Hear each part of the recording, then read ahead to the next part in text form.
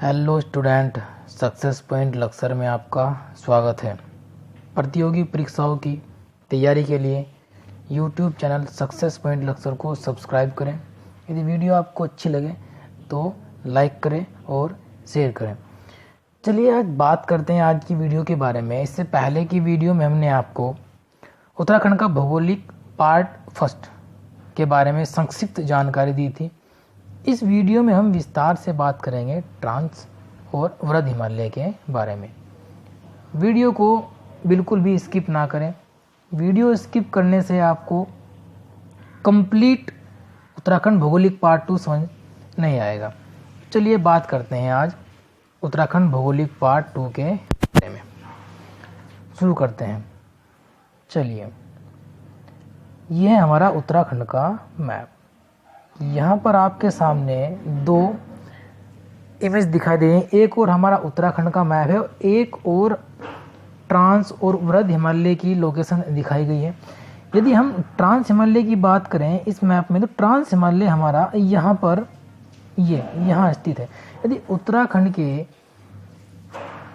Map के संदर्भ में हम ट्रांस हिमालय की स्थिति की बात करें तो ट्रांस हिमालय हमारा उत्तराखंड के उत्तर में इस क्षेत्र को कहा जाता है ट्रांस हिमालय। इसकी प्रमुख विशेषताओं की बात करें, यह बर्फ से आच्छादित क्षेत्र है। इस क्षेत्र में दर्रे पाए जाते हैं। जैक्सर श्रेणी की संज्ञा भी इसी क्षेत्र को दी जाती है। ट्रांस हिमालय क्षेत्र। ट्रांस हिमालय का विस्तार उत्तराखंड के उत्तर पूर्वी भाग में अंतिम सीमा तक है। दक्षिण में यह टैथिस भ्रंश द्वारा वृद्ध हिमालय से पृथक होता है। इसको समझते हैं। उत्तराखंड में ट्रांस हिमालय के नीचे की ओर वृद्ध हिमालय फैला हुआ है। वृद्ध हिमालय ट्रांस हिमालय से टैथिस भ्रंश के द्वारा अलग होता है। यह है टैथिस भ्रंश रेखा। इसे वृष्टि छाया क्षेत्र भी कहा जाता है। वृष्टि छाया क्षेत्र उस क्षेत्र को बोलते हैं जहां पर वर्षा या तो नहीं होती या बहुत कम होती है। आइए समझते हैं वृष्टि छाया क्षेत्र के बारे में। मानसूनी हवाएं जैसे ही वृद्ध हिमालय की उच्चतम चोटियों से टकराती हैं तो इन चोटियों से टकराकर वो वर्षा यहीं पर करती हैं और इस ढलान पर वर्षा नहीं होती। तो वृद्ध हिमालय का ये हिस्सा, या कह सकते हैं कि ट्रांस हिमालय और ये वृद्ध हिमालय का हिस्सा वृष्टि छाया क्षेत्र कहलाता है।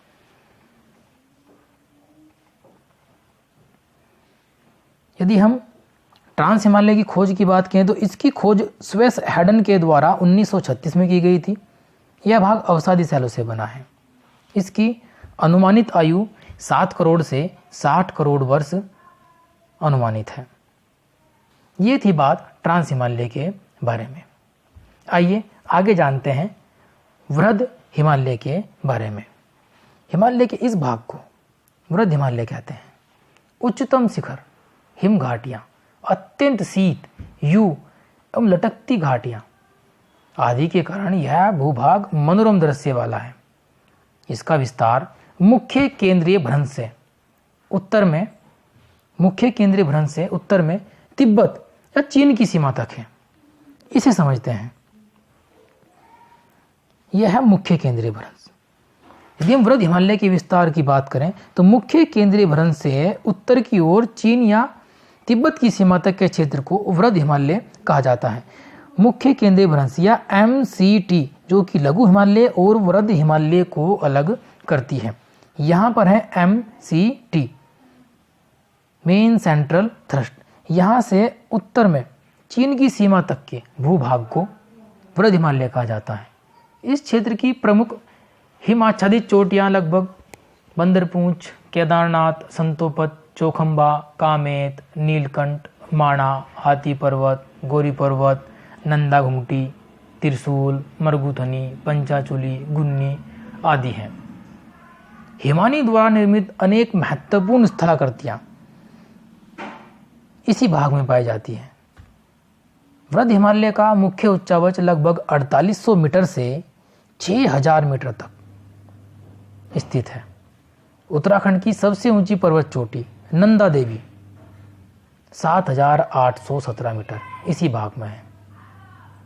वृहद हिमालय को हिमाद्री, महाहिमालय, मुख्य हिमालय, बर्फीला हिमालय आदि के नाम से जाना जाता है।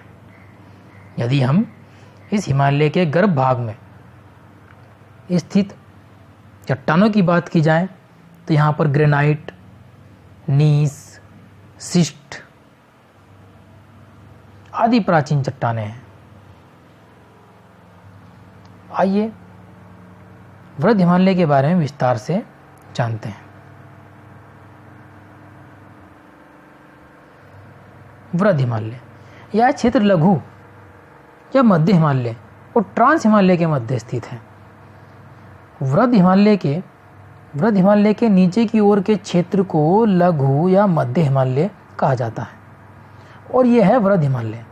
तो ट्रांस हिमालय और लघु हिमालय के बीच के क्षेत्र को वृहद हिमालय की संज्ञा दी जाती है। यह 6 जिलों में फैला हुआ है।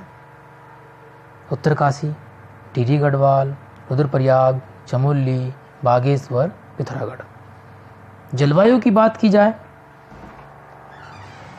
जलवायु की दृष्टि से यह सबसे ठंडा स्थान है। यहाँ न्यूनतम वर्षा होती है। यह क्षेत्र वृष्टि छाया क्षेत्र में पड़ता है। इससे पहले मैंने आपको समझाया। यहाँ हिमपात अधिक होता है। यहाँ पर ग्रीष्म काल में वर्षा होती है। इस श्रेणी को भागीरथी, अलकनंदा, धौलीगंगा अनेक भागों में विभक्त करती है। अगेन इस प्रदेश का निर्माण ग्रेनाइट, नीस, शिस्ट आदि चट्टानें से हुआ है। हिमानिया या ग्लेशियर या बर्फ की नदियाँ इसी क्षेत्र में पाई जाती हैं। यहाँ टुंड्रा वनस्पति पाई जाती है। बर्फीले क्षेत्र की वनस्पति को टुंड्रा वनस्पति कहते हैं। वृहद हिमालय के मूल निवासी भोटिया जनजाति हैं। भोटिया जनजाति को चमोली में मारछा, तोलछा, उत्तरकाशी की भागीरथी घाटी में झाड़ या पिथौरागढ़ में इन्हें सोका जोहारी कहा जाता है। वृहद हिमालय के नीचे या वृहद हिमालय के निचले भाग में एक पट्टी के रूप में मखमली घास के मैदान मिलते हैं जिनको बुग्याल कहते हैं। यहाँ पर है मखमली घास के मैदान जिन्हें बुग्याल की संज्ञा दी जाती है। यह उच्च हिमालय के दक्षिण में लगभग 3000 से 3500 मीटर मखमली घास के मैदान, इन्हें उत्तराखंड में बुग्याल, अल्पाइन पास्चर्स, पयार, मीडो, कश्मीर में मर्ग, हिमाचल प्रदेश में थच या चरवाहों का स्वर्ग कहते हैं। इनमें पशु चराने वालों को पालसी, जलघुमंतु, गुजर, अनवाल या गद्दी कहते हैं।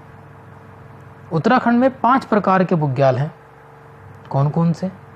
जैसे कि दुग्ध बुग्याल, छोटी छोटी घास वाले बुग्याल, बस बुग्याल, पशुओं की वसा बढ़ाने वाले बुग्याल, फ्लूम प्रजाति की घास वाले बुग्याल को मोट बुग्याल कहा जाता है। पिथौरागढ़ के व्यास और मालपा क्षेत्र में पाए जाने वाले बुग्याल धनिया बुग्याल और धत्ती घास वाले बुग्याल धत्ती बुग्याल कहलाते हैं। वृहद हिमालय के इस क्षेत्र में भोटिया जनजाति उन बुग्यालों का इस्तेमाल अपने पशुओं को चराने में करते हैं। गर्मी के लगभग 4 महीनों में यहाँ पर कुछ थोड़ी बहुत मात्रा में भोटिया जनजाति फसलें उगाती हैं, जैसे कि जौ, मंडवा, गेहूँ आदि। ये तो बात थी वृहद हिमालय के बारे में। उत्तराखंड के भौगोलिक पार्ट 3 में हम मध्य हिमालय, दून, शिवालिक और तराई भाबर के बारे में विस्तार से बात करेंगे। धन्यवाद।